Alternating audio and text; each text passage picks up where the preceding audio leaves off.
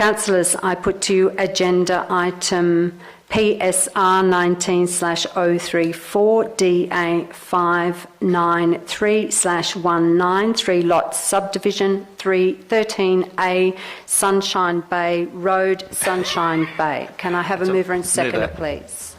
Moved by Councillor Brown, seconded by Councillor Tate. Councillors, are there any questions or debate? Councillor Mayne. Thanks, Madam Mayor. Through you. Just had a couple of questions that have arisen following the presentations this morning by Sandy McGuinness and Douglas Brown, who spoke in the public forum in opposition to this subdivision. I could pick up a couple of their points. There seemed to be a lack of understanding or appreciation that in 2012 the land had changed from community land to operational land. However, I get their point in that it's now 2019, 7 years has elapsed. We did hear one of the speakers say they'd recently come to the area, so they may not have been cognisant. I do note that in 1988 in the subdivision, this was a reserve as a part of the subdivision. This is an issue that I continue to think is a vexing one. We grant subdivisions, we give the community as part of the process these reserves. More people come to the area where the reserves by definition become more valuable for the community and the environment, etc. Yet we now reduce them to a financial outcome and propose to sell off to the detriment of the community. Raise the point if you want to object, raise the point. We'll turn your microphone off. It's got nothing to do with the DA. This is all history. Point of order. Councillor Brown, I don't see that there is a point of order. Councillor Mayne, you can continue to make your point. Thanks. Without Mayor. interjection. Thank you.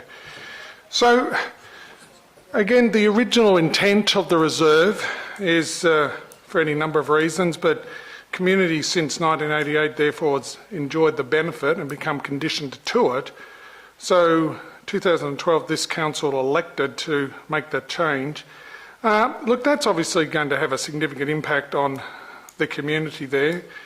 It's a boom area. We've seen more and more development, provides a pretty critical corridor. So to say in the report that it's surplus to community needs, look, I think it's an interesting wording. I think it's regretful wording. Actually, it's surplus to community needs. It wasn't surplus to the two individuals who spoke this morning, or indeed the rest of the community that those people say are concerned. But that's another issue that. People get an opportunity to present, to make submissions. Unfortunately, they've chosen not to in this instance, so that's regrettable. But I go to the conclusion of the report on page 96, where it says, the proposed development is likely to result in any significant environmental, social or economic concerns. Social concerns, no social concerns when we now have, again, in that area, more and more wall-to-wall development, more and more people coming into the nature coast, the beautiful south coast, and we put up there as a council that has no social concern. We've heard from the community actually raising social concerns. I think it's problematic. I think it's disappointing that this council continues to sell off community reserves. These are reserves given to this community, not to us as councils, to this community. As we continue to grow this south coast and have appropriate development, these little parcels become more and more precious. They become part of the macro design of this Shire. To just willingly flick this off for a couple of bucks, I think is disappointing. Thank you. Thank you. I am actually going to enter into the debate, and what I have to say is that it did go through a process at a point in time that this council did make a decision to turn this land from community to operational with the intention of selling it down the track as surplus land, or the justification that has been given within this report. However, at that point in time, and there's a couple of points I would like to make, there has been substantial development in the Sunshine Bay area, and the development that has happened in the Sunshine Bay area was approved prior to this council, certainly, prior to the council before, and was granted through the New South Wales government. I don't think it was the planning panel at that stage, but it was not a decision of this council to approve the development that has happened in Sunshine Bay. People can have a view on what they think about that subdivision. I certainly do have a view on it. I think it is somewhat distressing that we are starting to see a trend in Eurobodalla of wholesale land clearing for these subdivisions and very large houses on blocks of land that are effectively not allowing for very much native vegetation or vegetative cover. I think that is something that I am definitely planning to flag to this council that I would like us to seriously have a look at going forward. But that was something that was approved years ago. But I don't think it is a trend that I could support going into the future. So saying that, if you look at the point in time that this council did make the decision to change the land from community to operational with the intention to sell, it was at a time when there was substantially more vegetation and more reserve areas. And I think that it is important that we seriously are prepared to revisit some of the decisions that we make. It was made at a point in time, and I think that I agree with Councillor Main's comments about some of these corridors, some of these reserves are very important.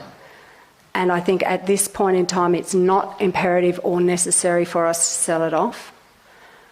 So I will not be supporting this motion. Councillor Nathan. Thank you, Madam Mayor. Having lived through the Sunshine Bay development, it's been an interesting exercise. I looked at the comment on page 96 where it says the site has been earmarked for residential development since 2012 and that this DA actually enacts the intended use for subdivision and development of the future. And my question is actually to Mr. Bruce. The whole issue of reserves and rezoning and timing, how does that jibe with the footprint for land zoned residential? Because if we want to contain where people live and allow the green spaces outside, how do we actually put the two conflicting needs, wants and the several needs, wants and desires into perspective? Because obviously I would hate to see urban sprawl, but by the same token we have to have places where people can live, and Sunshine Bay School and all of the development there is an example of that. So how do you balance reserves, rezoning, when it's done, and how we go forward? So that goes further on to what the Mayor has suggested. Through you, Madam Mayor. This is an issue which we've discussed on a few occasions before, and it's a challenging one where we need to provide for urban growth and also protect the environment. The issue you have is if you want to retain more vegetation in your urban area, you need to make your lots much larger. Unfortunately, these tall spotted gums aren't always suitable in this environment, and we often get pressure to have them removed, including on some of those reserves in Sunshine Bay. So the issue you have is getting that balance around, do you make the lots larger and therefore have an environmental impact over a much larger area in order to get the same lot yield? Or do you have a more condensed urban footprint, which makes your infrastructure more efficient, council and the community's ability to fund the maintenance and upkeep of that infrastructure more efficient because you have more people sharing a linear kilometre of infrastructure? So they're ongoing dilemmas and discussions we need to have as a council and a community in terms of how you manage that and manage an impact. If as I said, if you're going to require the lots to be larger, in order to try and keep vegetation, the amount of land actually impacted increases significantly to get the same yield. On top of all that, you have to have the consideration around bushfire, which drives a lot of the considerations around the management of vegetation as well. So it's not an easy one, and there are a number of factors that need to be considered which have consequences from a social, environmental and an economic impact in terms of the cost to maintain and upkeep the infrastructure required to service the land. I would just like to mention that if somebody proposes a subdivision, a private landowner proposes a subdivision, and we change the minimum lot size, that's not going to change the area of land that they're going to be applying to subdivide. But having said that, I said to you before, I'm flagging that this is something that we do need to consider going forward, because we're seeing areas in our suburban areas where the houses are, you can nearly reach out and touch the house next door. There is no chance for any native vegetation, whether they be big, tall, spotted gums or whether they be trees that are coming and planted later. Councillor McGinley. Thank you, Madam Mayor, through you. I'd like to thank the two presenters who come in this morning. They gave a slightly different perspective than the information provided in briefing, accurate as it is and given in good faith. But in looking at this first, all I saw was a very isolated street with a block in it.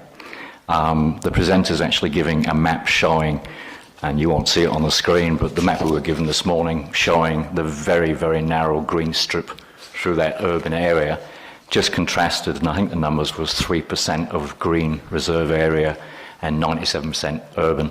That gives you a different context, and that stood out to me as, and I'm kind of echoing where you're saying to an extent, just because the council decided this 12, 15, whatever years ago, we as a council can decide to pick a different track, and this is a good example of where perhaps we should be taking that broader view.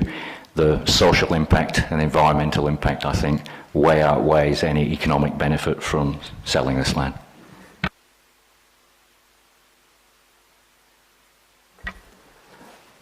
I apologise, Mr Greenway.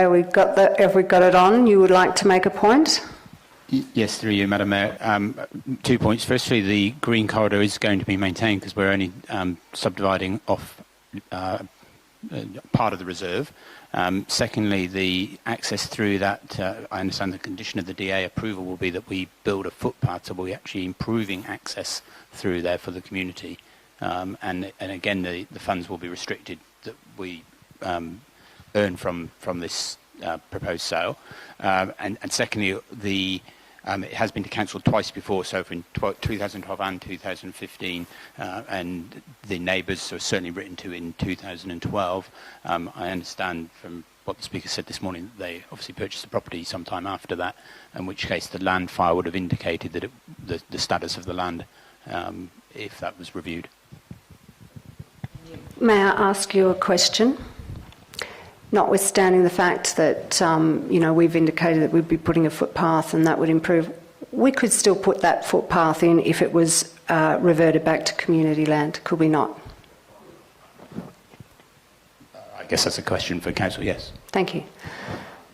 Okay, councillors, any further questions or debate? Councillor Brown. Is it to close, Madam Mayor? Yep, okay. Thanks, Madam Mayor. Yes, look, it is a vexed one, and I do take Councillor McGinley's point that different councils can make different rules.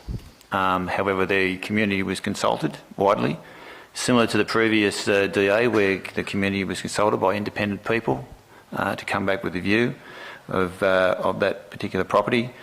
And of course, the only reason it is here in front of council is because it is a council-owned property. The property is zoned residential, so if it was anyone else in the community who wanted to subdivide that land that they owned and it was subsequently refused by council, we would end up in the Inland Environment Court, because there is absolutely no reason, no planning reason, and that's what we're here today as. We've got to put our planning hat on. There is actually no reason why the planning, why the vote of this should not be supported. The message also too is that it is a council-owned piece of land that is zoned for residential, and the message to all of the people out there who have blocks of land out there who wish to subdivide, what sort of message are we sending those as well from a development perspective? They are actually keen to look at how they can maximise their superannuation and probably sell off the backyard and live into a happy retirement. The message, if this doesn't get through, is that we are actually not supporting those people. That's the concern. That's the concern I have. As I said, my view is that we simply want to adhere to the process we've gone through. This is a property that is residential, and as I said, with our planning hat on, there is no reason at all under the Land and Environment Act that this cannot be approved. If you do decide against it, it is actually purely for reasons other than planning. So,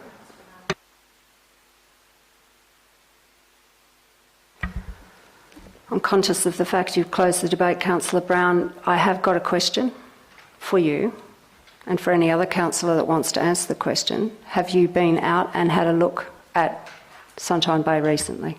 I've actually been on site, Madam. Okay, thank you. Councillors, we have a division, so I'm going to put the matter to the vote. Those in favour? Those in favour are Councillor Brown, Councillor Thompson, Councillor Nathan, Councillor Tate and Councillor Constable. Those opposed are myself, Councillor Innes, Councillor Mayne and Councillor McGinley. The matter has been carried.